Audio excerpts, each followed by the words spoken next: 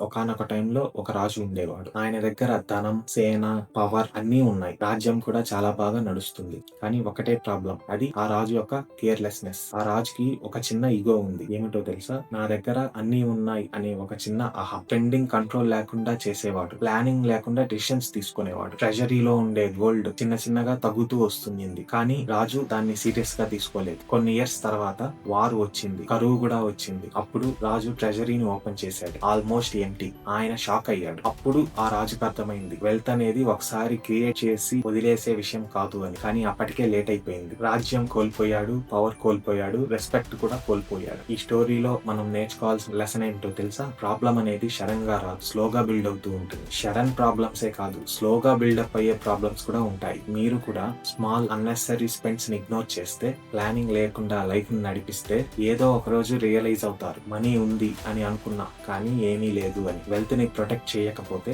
అది సైలెంట్ గా డిసపియర్ అయిపోతుంది.